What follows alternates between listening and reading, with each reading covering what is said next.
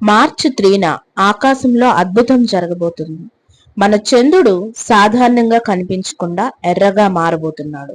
దీన్నే చంద్రగ్రహణం లేదా బ్లడ్ మూన్ అంటారు. అసలు చంద్రగ్రహణం ఎలా ఏర్పడుతుంది? మన ఇండియాలో కనిపిస్తుందా? గ్రహణ సమయంలో ఏం చేయాలి? ఇవన్నీ ఈ వీడియోలో తెలుసుకుందాం. అసలు చంద్రగ్రహణం అంటే ఏమిటి?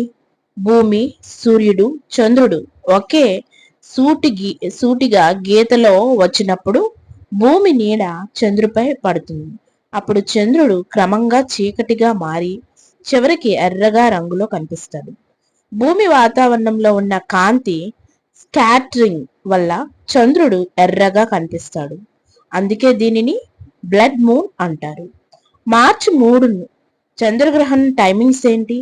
భారత కాలమానం ప్రకారం గ్రహణ ప్రారంభం మధ్యాహ్నం 3:20 సంపూర్ణ గ్రహణం 4:34 నుండి 5:33 వరకు ఉంటుంది. ముగింపు సాయంత్రం 6:47